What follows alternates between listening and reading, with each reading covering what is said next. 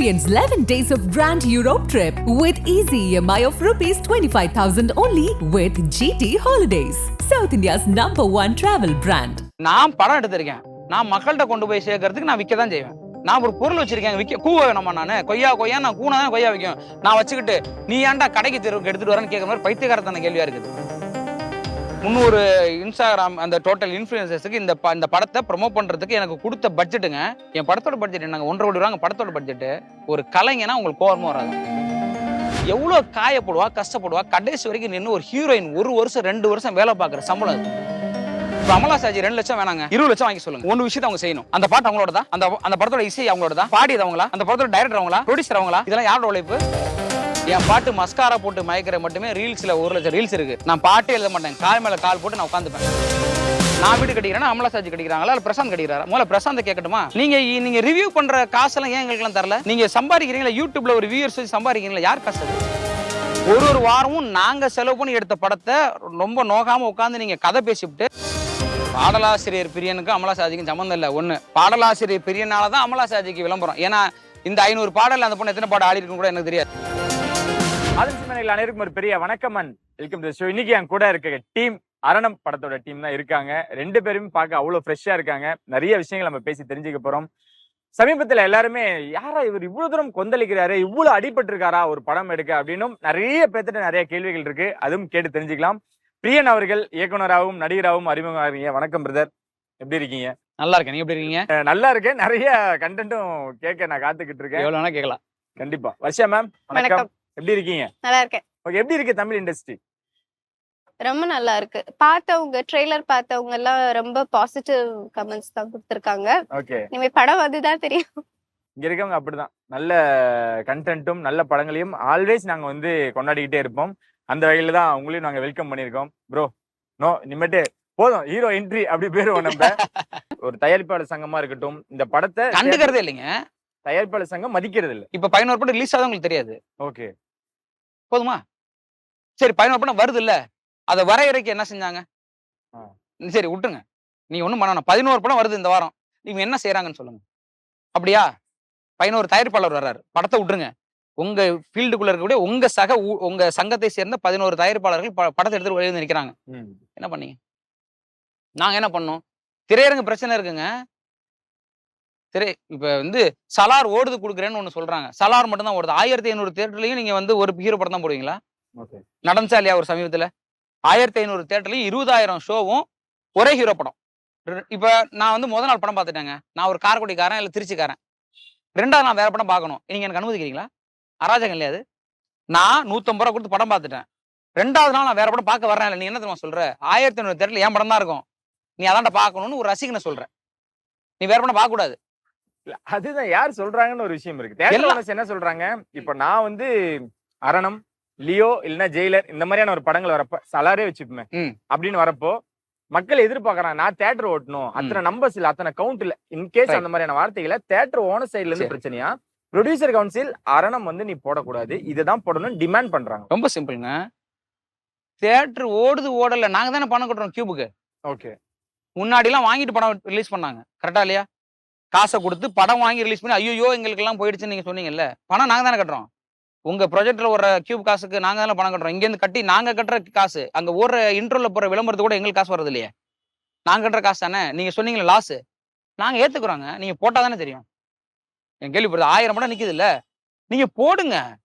தோத்தா நீங்களா தோத்து போறீங்க. ஏன் ப்ரொடியூசர் துண்டப்பட்ட ரோட்ல போறான், அதை அவன் ஃபேஸ் பண்ண ரெடியா இருக்கான், அவனை ரிலீஸ் பண்ண விடுங்க. இவ்வளவு ஓப்பனா பேசுறீங்க. இன்னும் சொல்லணும்னா டாடாவா இருக்கட்டும், போர் தொழிலா இருக்கட்டும், இந்த மாதிரியான படங்களும் வந்து குட் நைட்டா இருக்கட்டும், இந்த மாதிரியான படங்களும் வந்து வெற்றி பெற்றிருக்கு, மக்கள் கொண்டாடி இருக்காங்க. ஏன் மக்கள் மேல தப்பா இருக்கா, இல்ல மக்களை மைண்ட் செட்ல இப்படி உருவாக்கி வச்சிருக்காங்க? மக்கள் சிறந்த அறிவாளிகள்ங்க. நீங்க மக்களுக்கான நேரத்தை தரணும்ல. இப்ப சித்தா கொண்டாடப்படுது எங்க ஓடிடில, நீங்க பாருங்க. படம் ரிலீஸ் ஆனதுக்கு அப்புறம் அருமையான படம் பார்த்தேன் மக்கள் கமெண்ட்ஸ்ல போட்டுக்கிட்டே இருக்காங்க. எல்லாத்துலயும் எப்படி போடுறாங்க? ஒரு நல்ல படத்தை இந்த தமிழ் மக்கள் எந்த மக்களுமே அங்கீகரிக்க தவறுனதே இல்லை. மக்கள் தொடர்ந்து படம் பாக்குறாங்க. நீங்க 3வது நாள் அரணத்தை தூக்குனீங்கன்னா, பிரியன் சார் அரணம் படம் வந்துச்சா அப்படின்னு என்ன கேட்பாங்க இல்லைங்க. நான் எங்க போய் மூஞ்சி வைப்பேன்? என் மக்கள் முன்னாடி நான் பண்ணேங்க, ரிலீஸ் பண்ணேங்க, படம் போயிடுச்சுங்க, இப்படி 3வது நாள்ல போயிருவான். இல்ல உங்க கோவத்தினால இதுக்கான முடிவு கிடைக்கும்னு நம்ம எடுத்துக்கலாமா? நான் இந்த 1000 பேர் பேசுறேன், நான் பேசுறேன். ஒருவேளை என் படம் ரிலீஸ் ஆகாம கூட போயிடலாம். இப்ப நான் சொன்னதுக்கு அப்புறம் தியேட்டருக்காரங்க தியேட்டர் கொடுக்காம போயிடலாம். ப்ரொடியூசர் கவுன்சில் என்ன நீக்கிடலாம். இல்ல அரணம் வெளிவிடாமலே பண்ணிடலாம். நான் யூடியூப்ல படத்தை போட்டுவேன்.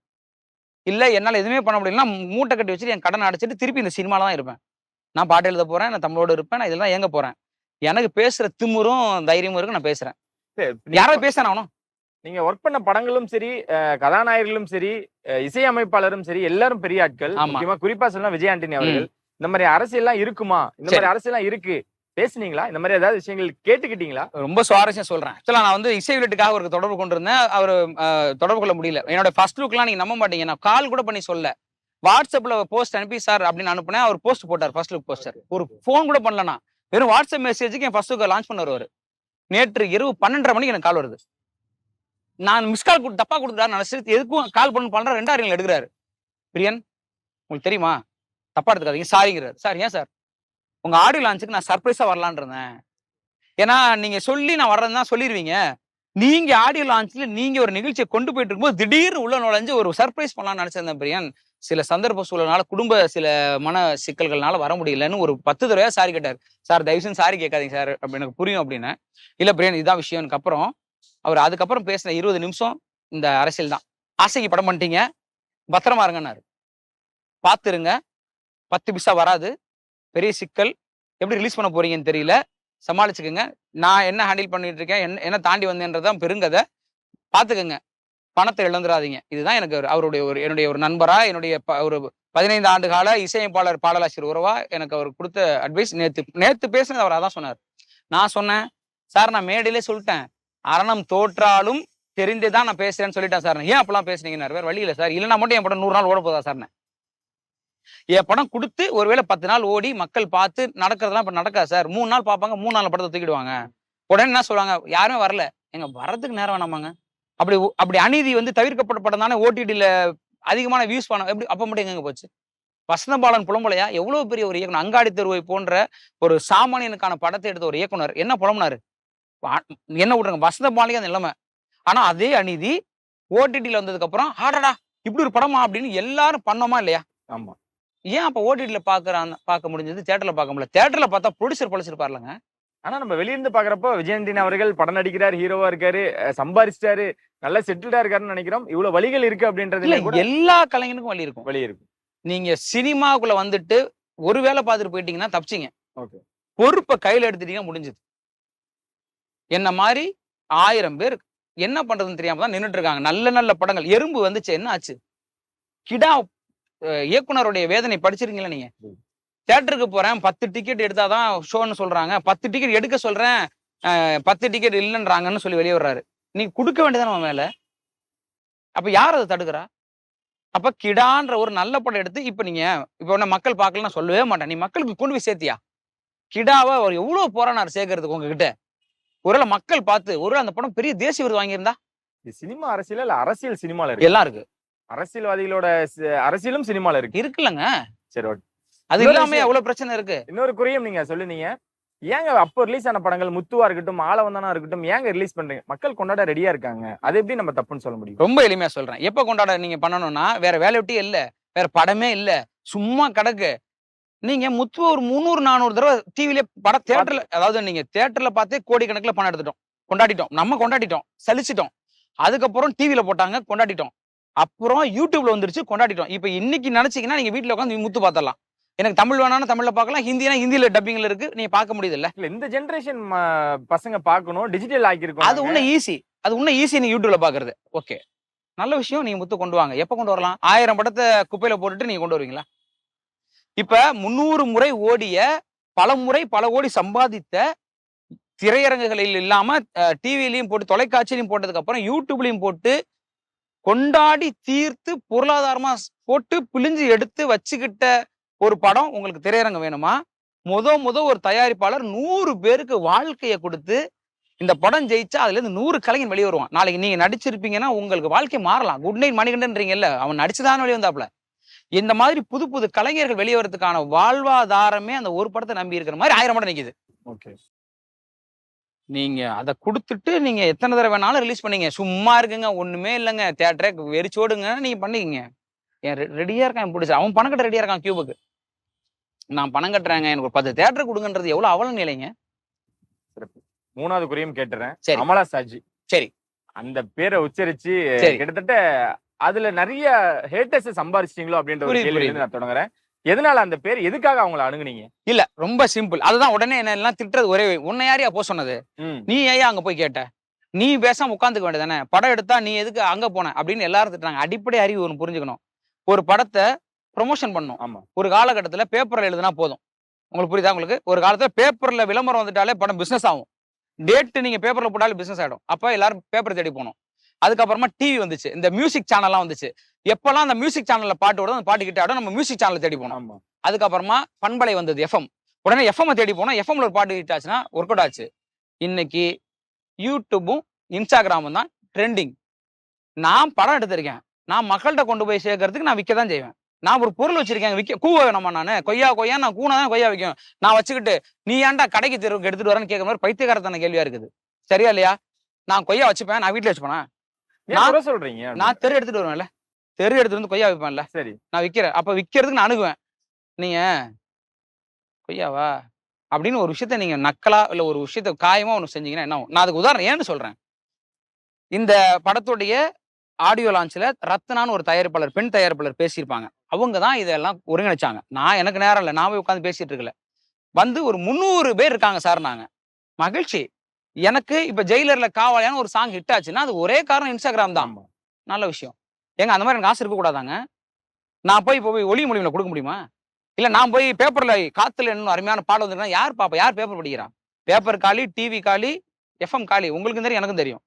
இன்ஸ்டாவும் யூடியூப் தான் இருக்கும்போது நான் எங்க என் பொருளை விற்கணுமோ நான் அங்க சந்தைப்படுத்துறது ஏன் புத்திசாலித்தனம். அதுதான் என் தேவை. 1 கோடி ரூபாய் கொடுத்தாங்க ஒட்டுமொத்த பட்ஜெட். ஓ. நீங்க சொல்லுங்க, இப்ப நீங்க ஒரு கலைஞன் தானே? 300 இன்ஸ்டாகிராம் அந்த டோட்டல் இன்ஃபுளுசர்ஸ்க்கு இந்த படத்தை ப்ரொமோட் பண்றதுக்கு எனக்கு கொடுத்த பட்ஜெட்டுங்க. என் படத்தோட பட்ஜெட் என்னங்க? 1.5 கோடி ரூபாங்க படத்தோட பட்ஜெட். ஒரு கலைஞனா உங்களுக்கு கோவமா வராதா? வரும். 1 கோடி ரூபாய் எதுக்கு கொடுக்கணும்? வாங்கிக்கங்க. 1.5 கோடி ரூபாய் படத்துக்கு 1 கோடி ரூபாய் கேட்பீங்களா? நியாயமா இல்லையா? நியாயம். நான் ரொம்ப சிம்பிளா சொல்றேன். ஒரு கதை நாயோட சம்பளம் 2 லட்சம் ரூபாய். 1 வருடம் அந்த பொண்ணு உளுந்து போட்டு மேக்கப் போட்டு நைட்டு பகலா கஷ்டப்பட்டு அழுது உளுந்து போல்டு சீன் சில சமயம் எல்லாருக்கும் மத்தியில் அந்த பொண்ணு நடிக்க நேர்ந்து பாட்டுக்கு ஆடி எவ்வளவு காயப்படுவா, கஷ்டப்படுவா. கடைசி வரைக்கும் நின்று ஒரு ஹீரோயின் 1 வருஷம் 2 வருஷம் வேலை பார்க்குற சம்பளம் அது. 2வது அதை கூட விட்டுருங்க. ஒரு உதவி இயக்குனருக்கு ஒரு நாளைக்கு 100 ரூபாய் பேட்டா.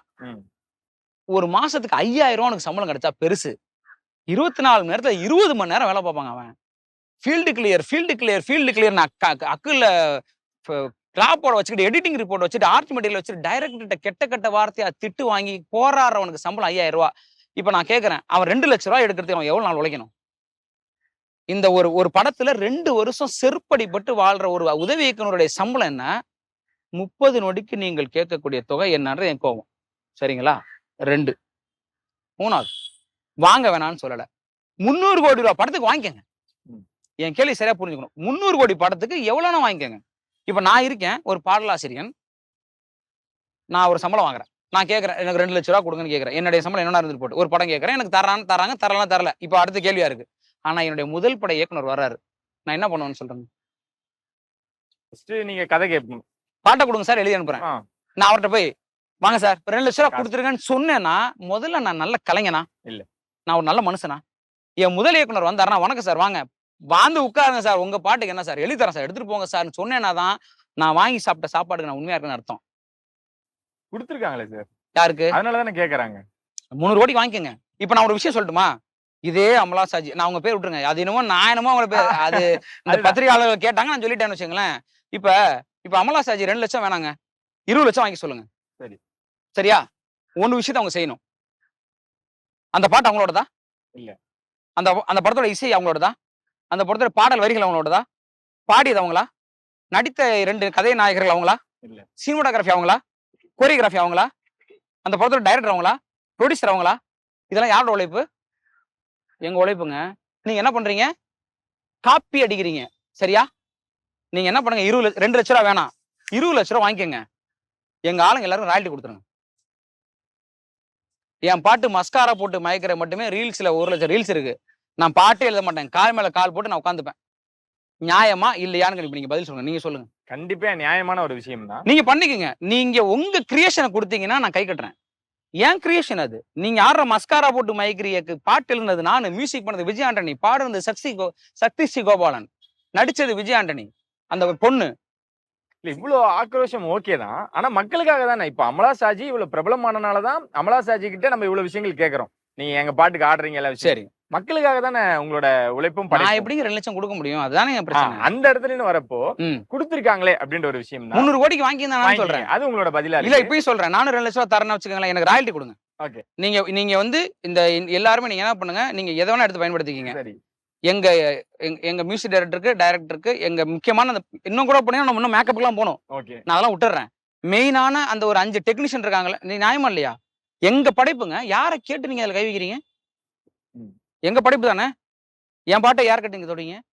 இதுக்கான ராயல்ட்டி நான் பாட்டுக்கு பணம் வாங்கிட்டேன் என்ன சொல்லுவீங்க உடனே? அறிவு இருந்தா புரிஞ்சுக்கணும். பாட்டுக்கு பணம் வாங்குறது வேற, ராயல்ட்டி வேற. என்னுடைய பாடலை, எங்களுடைய பாடலை பொதுவெளியில் நீங்கள் பயன்படுத்துவதற்கு ஏன் நாங்களே ராஜா சார் எங்களை கேஸ் போடுவாரு. நானே என் படத்துல ஒரு ராஜா சார் பாட்டு வச்சேன்னா தம்பி ராயல்ட்டி கட்டும்பாரு.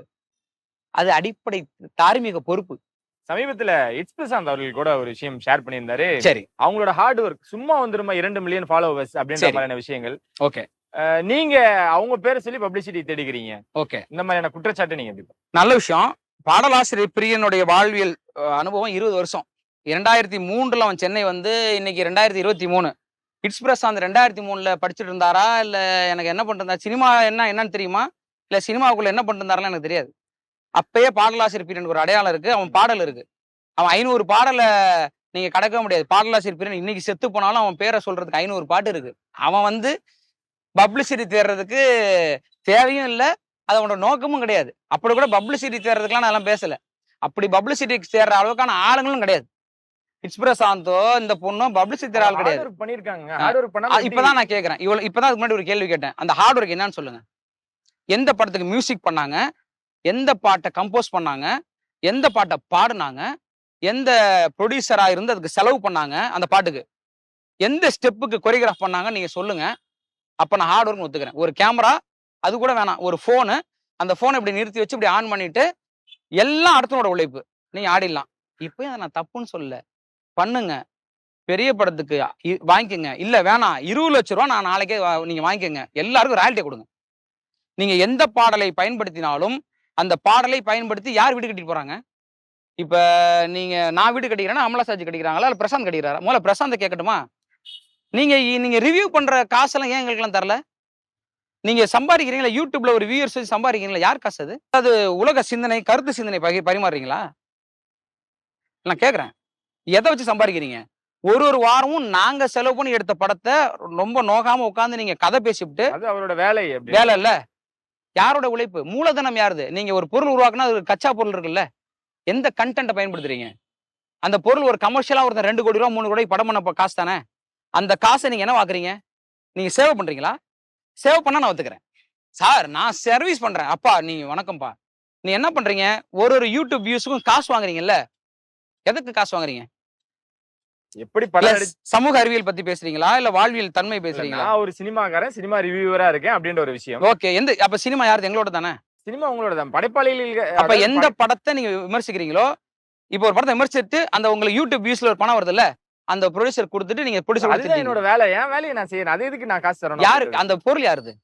எப்படி தெரியுமா இருக்கு? உங்க பாக்கெட்ல இருந்து போன் எடுத்துக்கிட்டு நான் எடுத்துக்கிட்டது என் வேலைன்ற மாதிரி இருக்கு. நீங்க பொது வெளியில அந்த போனை வைக்கிறீங்க. உங்க பிரைவேட்டா நீங்க வச்சு நீங்க ஒரு படம் எடுத்து உங்களுக்குள்ள வச்சுக்கிட்டீங்கன்னா நாங்க அதை விமர்சிக்க முடியாது. சரி. ஒரு பொது வெளியில ஒரு பொருட்கள் விற்பனைக்கு வரும்பொழுது அது எப்படி இருக்கு அப்படின்றத ஒரு விற்பனையாளராகவும் ஒரு கருத்தியலாவும் நான் அதை முன்வைக்கிறேன் அப்படின்ற மாதிரியான உங்க கருத்து. ரொம்ப சிம்பிள். ராயல்ட்டின்றது எல்லாத்துக்கும் வராது.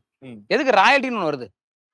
ஒரு கலையை பொதுவெளியை பயன்படுத்தும் போது ராயல்ட்டி வந்துருது இல்ல. விமர்சனமும் அந்த ராயல்ட்டில அடங்கும். ஏன்னா நீங்க சேவை பண்ணா கேட்க போறது இல்ல. எஸ்பிபி பாலசுப்ரமணியம் பத்தி ஏன் ராஜா சண்டை போடுறாரு? எஸ்பி பாலசுப்ரமணியம் கோயில பண்ணா கேட்டிருப்பாரா? அவர் அமெரிக்கால ஒரு கான்சர்ட் நடத்துறாரு, 1 கோடி ரூபாய் செலவு ஆகுதுன்னா ராஜா சார் கேட்கிறாரு. கமர்ஷியல் வருது இல்ல, யார் பாட்டு? அதை ராஜாவை திட்டுறீங்க. ராஜா செஞ்சதான் நியாயம். ஏன் என் பாட்டை யூஸ் பண்ற, நீ சம்பாதிக்கிற, எனக்கு ஷேர கொடுன்றாரு. அதை போய் நீங்க தப்பா புரிஞ்சுக்கிட்டோம். நான் என்ன சொல்றேன், நீங்க ஒரு வியூஸ் போடுறீங்க, நான் ப்ளூ செட் மாறன் சாரோ யாருன்னா இருக்கட்டும், ரொம்ப நல்ல விஷயம், அதெல்லாம் நீங்க திட்டுங்க, அதை பத்தி பிரச்சனை இல்ல. அன்னைக்கு உங்களுக்கு ஒரு கல்லா கட்டுது இல்ல, அந்த கண்டென்ட் யாருது? நீங்களா ஒன்று கிரியேட் பண்ணி பேசுங்க. நான் ஒரு கதை உங்களுக்கு சொல்றேன், கேளுங்கன்னு எவனா கேட்பானா? அதுதான் உங்க கிரியேஷனா இருக்கணும். நான் ஒரு கதை சொல்ல போறேன், நீங்க கேளுங்க அப்படின்னா ஒருத்தன் கூட லைக்ஸ் பண்ண மாட்டான். நீங்க ரஜினி படத்தையும், கமல் படத்தையும், அஜித் படத்தையும், விஜய் எல்லாம் போட்டு கொச்சப்படுத்துனீங்கன்னா அது ஒர்க் அவுட் ஆயிடும். வியூஸ் உங்களுக்கு 5 மில்லியன் போகுது இல்ல, அந்த 5 மில்லியன் வியூஸை யாருக்கு எடுத்துட்டு போறா? நீங்க வீடு வாங்கி செலவு பண்ணிக்கிறீங்கல்ல. உங்கள் உழைப்பை நீங்கள் எடுத்துக்கொள்ளுங்கள். எங்கள் உழைப்பை சுரண்டி பிழைப்பது உச்சலா நீங்க தான். என்னை பத்தி என்ன சொல்லியிருக்கிறாரு? அடுத்தபடியாக அவரு நீங்க சொன்ன கவுண்ட்டுக்கு அதான் நம்பருக்கு அவங்க ஓகே சொல்லியிருந்தாங்க அப்படின்னா நீங்க ஓகே பண்ணியிருந்திருப்பீங்க. ஏங்க அதுதான் எதுக்கு பொது வழியில பயன்படுத்துறீங்க? ரொம்ப சிம்பிள். அதான் பயன்படுத்துறேன். நீங்க வந்து ஒரு பொருளுக்கான ட்ரெண்டிங் என்ன இருக்கோ நான் வர்றேன். நான் இல்லனே சொல்லலையே. என் பாட்டு ஹிட் பண்ணணும். எனக்கு நாளைக்கு இது ட்ரெண்ட் இல்ல. நாளைக்கு வந்து வேற ஒரு ட்ரெண்ட்னா சினிமாவை நாங்க பிரபலப்படுத்துறது அங்கதான் போவோம். யூடியூப்பை மதிக்க மாட்டோம். யூடியூப் இருந்துச்சு 5 வருஷத்துக்கு முன்னாடி. எல்லாம் இப்ப முளைச்சது. இன்னும் 5 வருஷம் கழிச்சு இருக்குமான்னு தெரியாது. இன்ஸ்டாகிராம் எப்போ வந்தது? நாங்க ஆர்குட் காலத்துல இருந்து Facebookல இருந்து நாங்க டிராவல் ஆயிட்டு இருக்கோம். என்னைக்கு ட்ரெண்ட் இருக்கோ அன்னைக்கு போய் விக்கிற வந்து அறிவாளிங்க. அவன் பைத்தியக்காரன் கிடையாது. விக்கிறோமா? விக்க வரும்போது விலை பேசுவோம். நீங்க அநியாயத்தை பேசுனீங்கன்னா அவர் கேட்க மாட்டானா? யோ என்னையா அந்த கடைக்காரன் என்னையா பொருள் விக்கிறான்? மனசாட்சி இருக்காயா அவனுக்குன்னு திட்ட மாட்டீங்க? அதே திட்டு தான் நானும் செய்யறேன். முக்கியமா எல்லாரும் சொன்னக்கூடிய விஷயங்கள் அவரு முதற்கொண்டு அமலா சாஜியை வச்சு அரணம் படத்துக்கு விளம்பரம் தேவையா? அப்படிதான் விளம்பரம் தேடிக்கிட்டீங்க. நீங்க அக்செப்ட் பண்ணிக்கிறீங்க. பாடலாசிரியர் பிரியனுக்கும் அமலா சாஜிக்கும் சம்மந்தம் இல்ல. ஒண்ணு பாடலாசிரியர் பிரியனாலதான் அமலா சாஜிக்கு விளம்பரம். ஏன்னா இந்த 500 பாடல் அந்த பொண்ணு எத்தனை பாடம் ஆடி இருக்குன்னு கூட எனக்கு தெரியாது. சரிங்களா? என்னாலதான் இப்ப அந்த பொண்ணுக்கு விளம்பரம். இன்னும் அநேகமா அடுத்த படம் ஹீரோயினா கூட ஆயிடும் அது. இது அந்த பொண்ணுக்கு தான் நல்லது. சரிங்களா? அரணமுக்கு விளம்பரம் தேவையில்லை. ஏன்னா அரணம் தான் நான் தான் சொல்றேன். அரணம் ஜெயிக்குமானே தெரியாதுன்ட்டேனே. எனக்கு என்னதுக்கு விளம்பரம்? நான் பேசுனது இப்ப ஒண்ணும் இல்லைங்க. என் படத்தை விட்டுருங்க. நீங்க 2 லட்சம் வாங்கிக்கோங்க. பெரிய படத்துக்கு 300 கோடி படத்துக்கு வாங்கிக்கோங்க. என் புது தயாரிப்பாளர் 1000 பேர் அவன் படத்தை எப்படியாவது கொண்டு போய் சேருங்கன்னு வருவான். அவனுக்கு ஃப்ரீயா பண்ணி கொடுங்க. இல்ல கொஞ்சமா பண்ணி கொடுங்க. இவ்வளவுதான் கேட்கிறேன். அப்படி இல்லையா 2 ஆப்ஷன் வைக்கிறேன். அப்படி கேட்கறது ஒரு விஷயம் இருக்குல்ல. தன்மை அதுதான் சொல்றேன். அதுதான் நான் சொல்றேன்.